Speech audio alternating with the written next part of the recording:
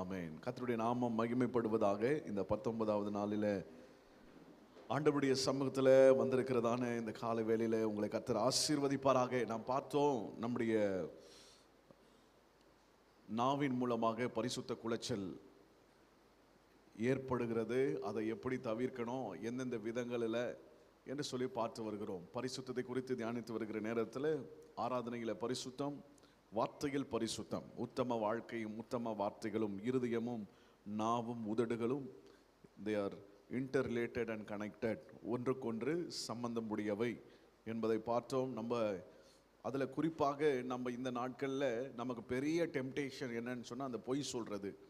So இந்த பொய் சொல்கிறதுல நம்ம என்ன செய்யக்கூடாது, எங்கெங்கே பொய் சொல்லக்கூடாது அப்படின்னு பார்க்கும்போது, முதலாவதாக நம்ம குடும்பத்தில் பொய் சொல்லக்கூடாது அப்படின்னு பார்த்தோம். ரெண்டாவதாக நம்ம தலைமைத்துவத்தில் நமக்கு மேலே இருக்கிறவர்கள், நமக்கு சம்பளம் கொடுக்குறவங்க, நம்மளை நம்பினவங்க, நமக்கு ரெஸ்பான்சிபிலிட்டிஸ் கொடுத்தவங்க, அவர்களிடத்தில் நம்ம எப்படி இருக்கணும் அப்படின்ற பார்த்தோம். இன்றைக்கு மூன்றாவதாக வாசிக்கலாம். ஆதியாகமம் 3ஆம் அதிகாரம் 11, 12, 13 வசனத்தை நாம் வாசிப்போம். ஆதியாகமம் 3ஆம் அதிகாரம் 11, 12, 13. அப்பொழுது அவர், நீ நிர்வாணி என்று உனக்கு அறிவித்தவன் யார்? புசிக்க வேண்டாம் என்று நான் உனக்கு விலக்கின கனியின் விருட்சத்தின் கனியை புசித்தாயோ என்றார். அதற்கு ஆதாம், என்னுடனே இருக்கும்படி தேவரீர் தந்த ஸ்திரீயானவள் அவ்விருட்சத்தின் கனியை எனக்கு கொடுத்தால் நான் புசித்தேன் என்றான். அப்பொழுது தேவனாகிய கர்த்தர் ஸ்திரீயை நோக்கி, நீ இப்படி செய்தது என்ன என்றார். ஸ்திரீயானவள், சர்ப்பம் என்னை வஞ்சித்தது, நான் புசித்தேன். இங்கே பார்த்தீங்கன்னா வேடிக்கையான ஒரு விஷயம். ஆண்டவர் கேட்கிற கேள்வி அது நேரடியான ஒரு கேள்வி. It's a straightforward question. அவர் கேட்குற கேள்வி எஸ் ஆர் நோ தான்.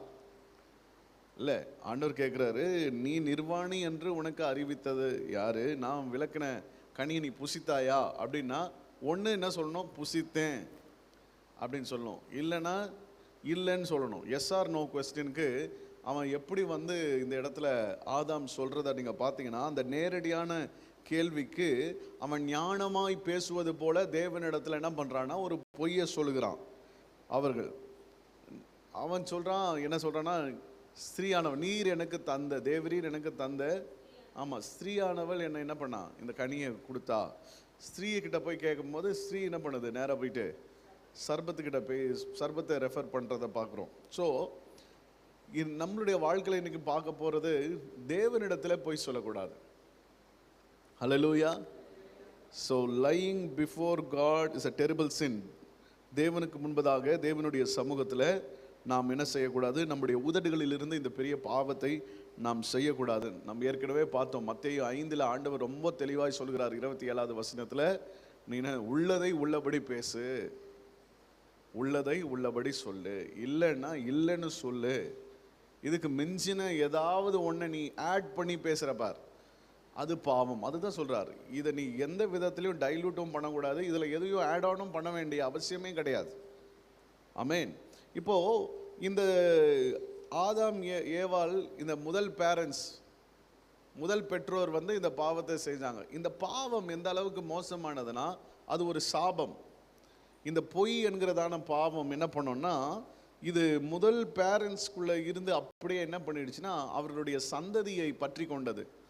இதே மாதிரி பொய் யார் சொன்னான்னா, காயினை பார்த்து கர்த்தர் கேட்குறாரு, உன்னுடைய சகோதரன் எங்கே அப்படின்னு கேட்குறாரு. ஏன்னா இவன் என்ன பண்ணிட்டான், சகோதரனை கொன்னுட்டான். எப்பவுமே அதுதான் ரொம்ப இன்ட்ரெஸ்டிங். நான் நேற்று கூட லாஸ்ட் டைம் கூட சொன்னேன், நான் இந்த பணத்தை, இந்த லேண்டை இவளைக்கு தான் விற்று இதுதான் அந்த தொகையா அப்படின்னு கேட்கும் போதும், கேயாசியை பார்த்து எலிசா நீ எங்கிருந்து வர அப்படின்னு கேட்கும் போதும், அதுதான் நம்ம சுதாரித்து கொண்டு மனம் திரும்ப வேண்டிய மொமெண்ட்டு. அது மிஸ் ஆனாவே அடுத்து நமக்கு என்ன ஆகும், சாபந்தான் வரும். அது அப்படின்னாவே அவருக்கு தெரிஞ்சிருச்சு, நீ இதுக்கு மேலே நீ பூசி முழுக வேண்டிய அவசியமே கிடையாது, நீ நல்லா மாட்டிக்கிட்ட, நீ சிக்கிட்ட, தயவு செய்து என்ன பண்ணு, நீ காலில் விழுந்துரு, ஆண்டவரே தப்பு பண்ணிட்டேன்னு விழுந்துரு. இப்போ ஆண்டவர் இப்போ இந்த கேள்வியை கேட்குறாரு, இந்த கேள்வியை வந்து காயின் இடத்துல கேட்குறாரு. காயின் இடத்துல கேட்கும்போது அதற்கு காயின் சொன்ன பதில் நீங்கள் பாருங்கள். ஆபேல் எங்கே அப்படின்னு கேட்குறாரு. நீங்கள் 4ஆம் அதிகாரத்தில் 9-10 வசனத்தை ஆதியாகமத்தில் வாசித்து பார்த்தீங்கன்னா தெரியும். வாசிக்கலாமா? கர்த்தர் காயினை நோக்கி, உன் சகோதரனாகிய ஆபேல் எங்கே? அதற்கு அவன், நான் அறியேன். அவர் கேட்டவனே அவர் பார்த்துட்டாரு, ஆண்டவர் பார்த்துட்டாரு. நீ தயவு செய்து தப்ப ஒத்துக்கோ. ஆனால் அவன் என்ன பண்ணுறான்னா, துணிகரமாக என்ன பண்ணுறான், அவங்க அம்மா அப்பா பண்ண மாதிரியே, நான் அறியேன், என் சகோதரனுக்கு நான் காவலாளியோ என்றான் என்று பைபிள் சொல்கிறது. சேம் ஹேபிட், அதே பழக்கம் பிள்ளைகளை பிடிக்குது பாருங்கள். ஸோ நம்மக்கிட்ட இருக்கிறதான சில குறைகளும் சரி, சில தவறான ஹேபிட்ஸும் சரி, பழக்கங்கள் நம்முடைய பிள்ளைகளை, அடுத்த சந்ததியை அது பாதிக்கும் என்பது நம்ம பார்க்குறோம். வெறும் வந்து அந்த ஹெரிடிட்டரி வந்து வருகிறதான டிசீசஸும் சிக்னஸும் மாத்திரம் இல்லை, நமக்குள்ளே இருக்கிறதான சரீர பிரகாரமாக நமக்கு இருக்கிறதான பலவீனங்கள் மாத்திரம் கிடத்தப்படலை, நம்முடைய குணாதிசயங்களும் பிள்ளைகளுக்குள்ளே கிடத்தப்படுகிறது. அதை புரிஞ்சுக்கணும். வயிற்றில் இருக்கிற குழந்தைக்குள்ள ஒரு தாய் தகப்பனுடைய சந்ததியினுடைய குணாதிசயங்கள் அந்த பிள்ளையினுடைய ரத்தத்துக்குள்ளாக உள்ளே போய் மனசுக்குள்ளாகவும் போகுது. ரத்தத்துக்குள்ள மட்டும் இல்லை, மனசுக்குள்ளேயும் எண்ணங்களுக்குள்ளேயும் போகுது அப்படின்னு பார்க்கும்போது ரொம்ப ஆச்சரியமாக இருக்குது. டாக்டர்ஸுங்க சொல்லும்போது இதை சொல்லுவாங்க, ரத்தத்தின் மூலமாக நம்மளுடைய குறைகள் எல்லாம் போகுது, பலவீனங்கள் எல்லாம் போகுது அப்படின்னு சொல்லுவாங்க. ஆனால் மனது ரீதியாய், எண்ணங்கள் ரீதியாய், சிந்தை ரீதியாய், பழக்கங்கள் ரீதியான விஷயங்கள் கூட பிள்ளைகளை பாதிக்குது அப்படின்னு பார்க்கும்போது ரொம்ப ஆச்சரியமாக இருக்குது. இது நிச்சயமாய் ஆசீர்வாதமே கிடையாது. உங்களுக்கு தெரியும், ஆதாம் ஏவாளினுடைய பொய் வந்து அவர்களுக்கு ஆசீர்வாதமாக இல்லை. அதே மாதிரி காயினுடைய வாழ்க்கையில் இருந்ததான பொய் பைபிள் அதனால தான் தெளிவாக சொல்லுகிறது. நமக்கு நீதிமொழிகள் 28:13 தன் பாவங்களை மறைக்கிறவன் வாழ்வடைய மாட்டான், அவைகளை அறிக்கை செய்து விட்டு விடுகிறவனோ இரக்கம் பெறுவான். சங்கீதம் 51:6 தாவீது இப்படியா சொல்லுகிறாரு. என்ன சொல்றாரு? இதோ, ஆமாம், உள்ளத்தில் நான் உண்மையாக இருக்க விரும்புகிறேன் அப்படின்னு சொல்கிறத பார்க்குறோம். ஓகே, இந்த பொய்யில் வந்து நம்ம என்ன பண்ணுறோன்னா, நாம வந்து சில விஷயங்களை வந்து பொய்யை அலோவ் பண்ணிக்கிறோம், சிலதை நியாயப்படுத்திக்கிறோம். அதாவது சின்ன பொய், பெரிய பொய். ஓகே, இது என்னங்க சின்ன பொய், அப்போது பெரிய பொய்ன்னு ஒன்று இருக்குது, சின்ன பொய் சொல்லலாமா? இதெல்லாம் நம்மளுடைய மைண்டில் அந்த மாதிரி ஏற்றி வச்சுருக்கிறோம். சின்ன பொய் பெரிய பொய் அப்படின்னு கிடையாது. ஓகே, அதே மாதிரி சிலர் வந்து வெள்ளை பொய், சில பச்சை பொய், பச்சை புழுறாம்பர் அப்படின்வாங்க. ஓகே, அப்போ பச்சை பொய்ன்னு ஒன்று இருக்கா?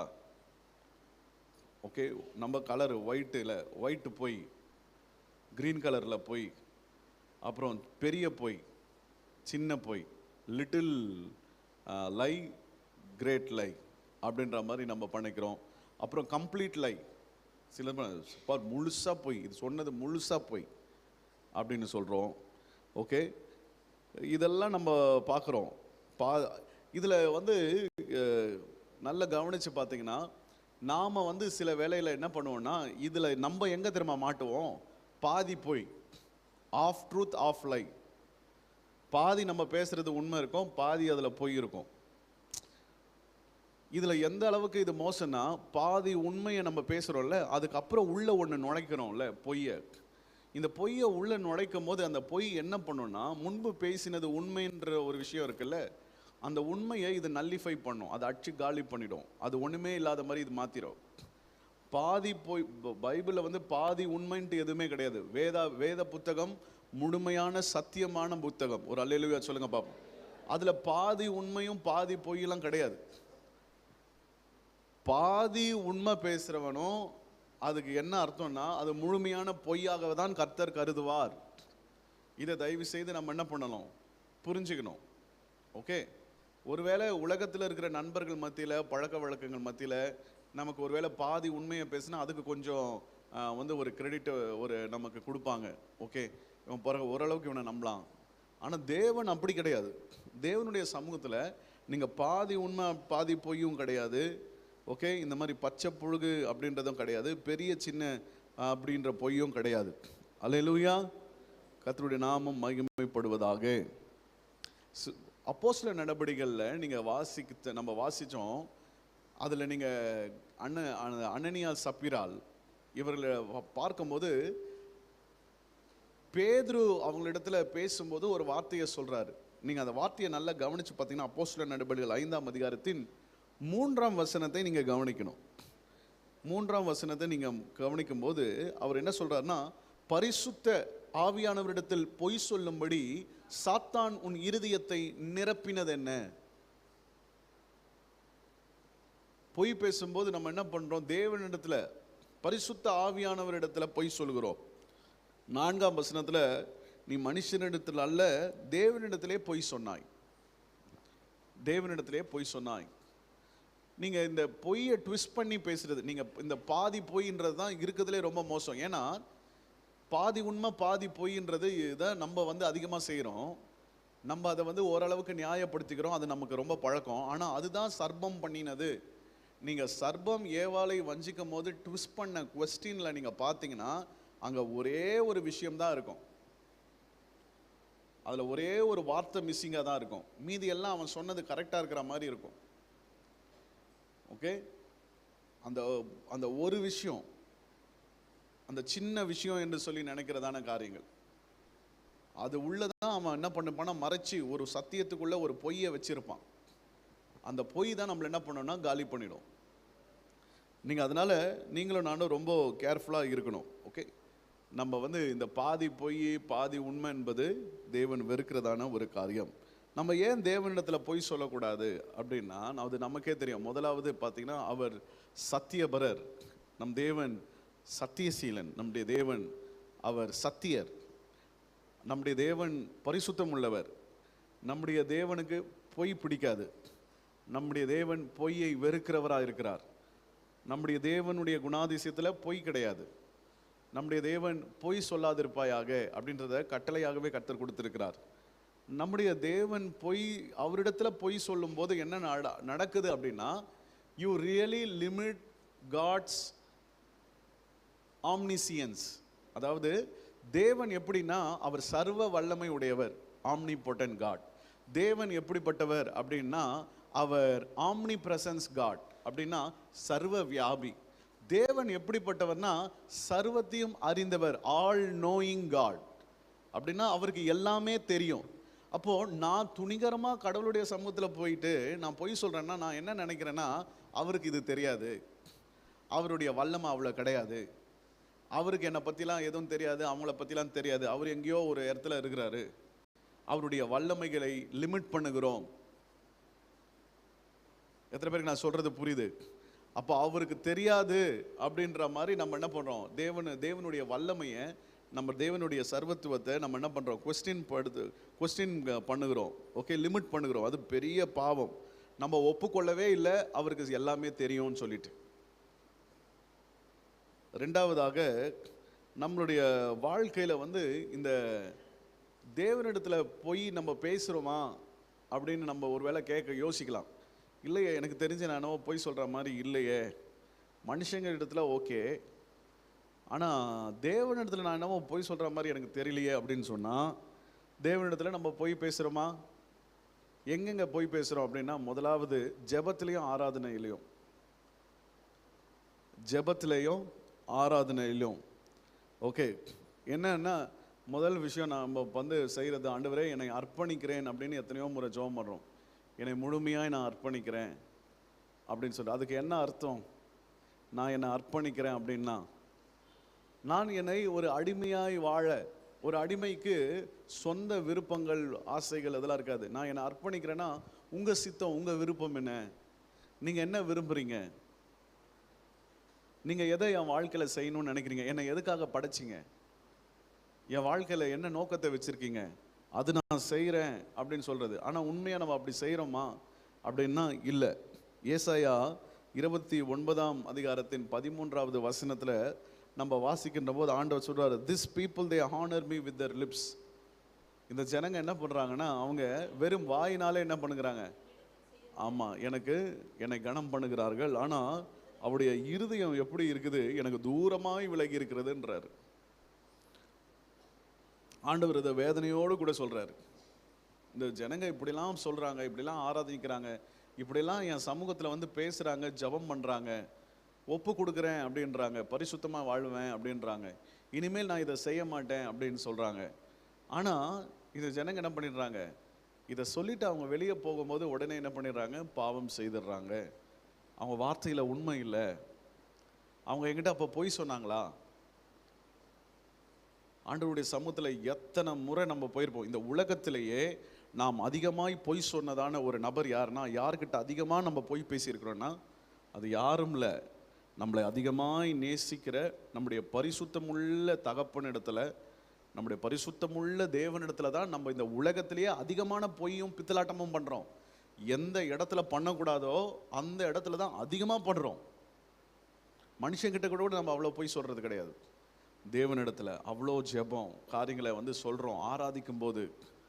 ஓகே, இதில் இன்னொரு விஷயம், நம்ம தேவனிடத்தில் எப்படி பொய் சொல்கிறோன்னா, நம்ம ஃபால்ஸ் ப்ராமிசஸ்,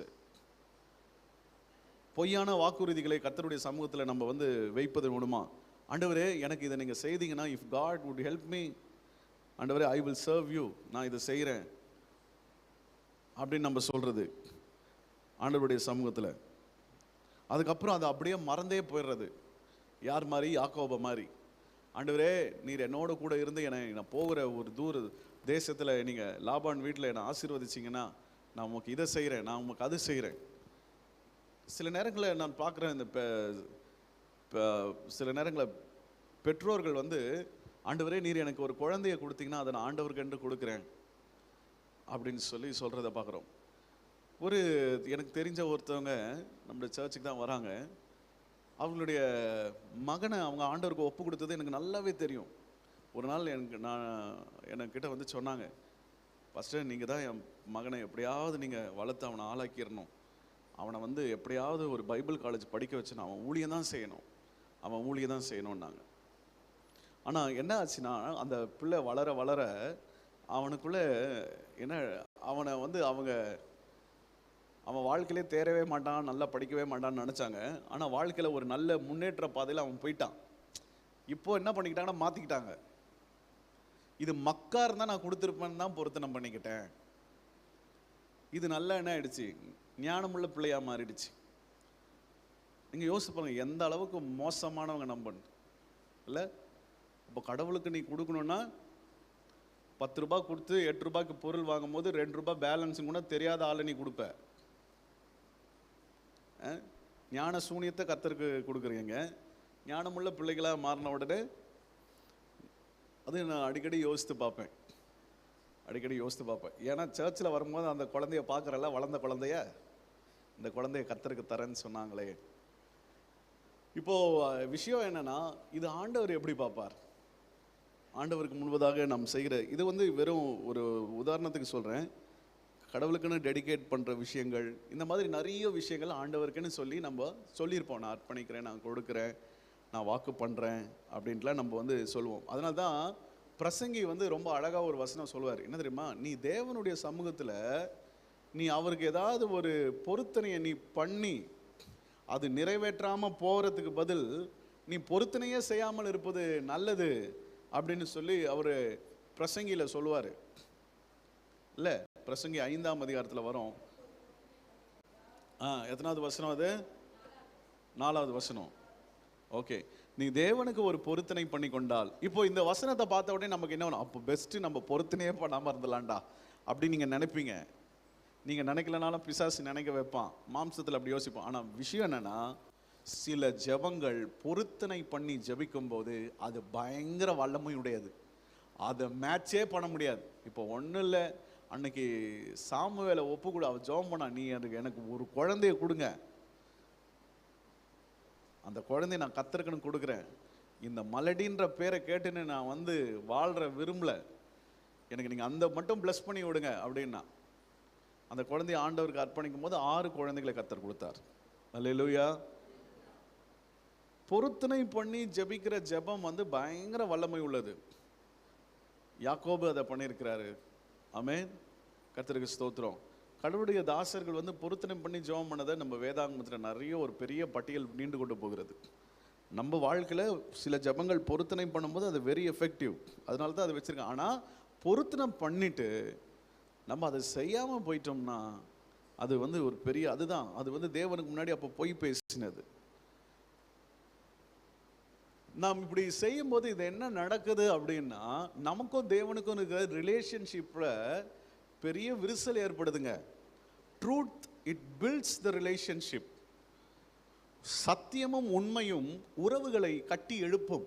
அது குடும்பமானாலும் சரி, ஒரு குடும்பத்துக்குள்ளே நம்ம சத்தியம் பேசும்போது, உண்மையை பேசும்போது குடும்ப உறவுகளை கட்டி எழுப்பும். நமக்கும் நமக்கு மேலே வேலை செய்கிறவங்களுக்கும் நமக்கும் அவங்களுக்கும் ஒரு உண்மை இருக்கும்போது அது என்ன பண்ணும், அந்த ஒரு ரிலேஷன்ஷிப்பை பில்ட் பண்ணி விட்டுரும். ஆனால் இதை நம்ம வந்து வார்த்தையில் உண்மை இல்லாத போது என்ன ஆகிடும்னா, இது உறவுகளை என்ன பண்ணோம்னா அது சீரழிச்சிரும். It will affect our relationship. Amen. அதனால் நீங்களும் நானும் we need to be honest with God. தேவனுக்கு முன்பதாக உண்மை உள்ளவர்களாக இருக்கணும். தேவனுக்கு முன்னாடி என்ன பண்ணக்கூடாது, பொய் பேசக்கூடாது. நம்ம எல்லாம் எழுந்து நிற்கலாமா? ஹல்லேலூயா. நன்றி ஆண்டவரே.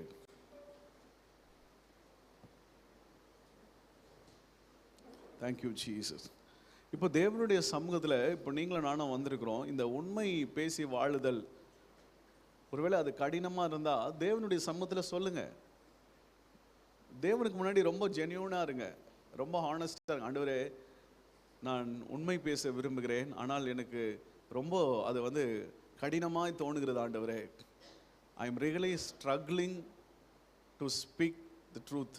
உண்மையை பேச எனக்கு ரொம்ப ஸ்ட்ரகிளாக இருக்குது, ரொம்ப கஷ்டமாக இருக்குது, ஆனால் எனக்கு உதவி செய்யுங்கன்னு சொல்லி ஆண்டவரை நோக்கி பார்க்கலாமா? ஹல்லேலூயா, ஹல்லேலூயா, ஹல்லேலூயா. சொல்லுங்க, ஆண்டவரே, நான் உண்மையாகவே நான் சத்தியத்தை பேச விரும்புகிறேன், நான் உண்மையை தான் பேசணும்னு நினைக்கிறேன், ஆனால் எனக்கு ரொம்ப கஷ்டமாக இருக்குது, எனக்கு உதவி செய்யுங்க. இந்த ஜெபம் எவ்வளோ அழகாக இருக்கு பாருங்க. அப்படி ஒப்பு கொடுத்து ஜெபம் பண்ணுவோம். ஹல்லேலூயா, பிரைஸ் தி லார்ட். ரெண்டாவது, ஆண்டவருடைய சமூகத்தில், ஆண்டவரே நான் மனம் திரும்புகிறேன், நான் பேசினதான தவறுகளை நினச்சி பொய்களை நினச்சி நான் ரொம்ப வேதனைப்படுறேன், இந்த வேலையிலும் நான் ஜெபிக்கிறேன், ஆண்டவரே நான் மனம் திரும்புகிறேன், என்னை ஒப்பு கொடுக்குறேன் அப்படின்னு சொல்லுங்க. ஐ ரிப்பெண்ட் லார்ட் ரைட் நவ். நான் ஆண்டவரே இதிலேருந்து நான் வெளியே வரணும்னு நான் விரும்புகிறேன், இந்த வேலையில் ஒரு தீர்மானத்தை நான் எடுக்கிறேன், நான் வந்து உண்மையை பேசுவேன், இதுக்கு முன்னாடி எப்படி வாழ்ந்தேன் அப்படின்ட்டு இல்லைப்பா, இனிமேல் நான் எப்படி வாழ போகிறேன். ஹல்லேலூயா. நம்ம வந்து மக்களை ஏமாற்றலாம். we may fool people but we can never fool God. நம் தேவனை ஒரு நாளை ஏமாற்ற முடியாது. ஹல்லேலூயா. ஆண்டவரே நோக்கி பார்க்கிறோம். ரொம்ப வேதனையாக இருக்குது. இந்த உலகத்திலேயே நான் அதிகமாக பொய் சொன்னது உங்ககிட்டயா? உங்ககிட்டயே தான் நான் அதிகமாக பொய் சொல்லிட்டேனா? ஆண்டவரே, இந்த வேலையில் நான் வருந்துகிறேன், நான் வெட்கப்படுகிறேன், நான் தலை குனிகிறேன், என்னை தாழ்த்துறேன் ஆண்டவரே. இனி என் ஜெபத்தில் பொய் சொல்ல மாட்டேன், இனி என் ஆராதனையில் பொய் சொல்ல மாட்டேன், இனி நான் பொருத்தனம் பண்ணதில் பொய் சொல்ல மாட்டேன். ஆண்டவரே, பிரைஸ் லார்ட். கர்த்தருடைய நாமம் மகிமைப்பட நான் வாழ என்னை ஒப்பு கொடுக்கிறேன்னு சொல்லி இந்த நாளிலையும் வாழ்வோம். கர்த்தர் உங்களை ஆசீர்வதிப்பாராக.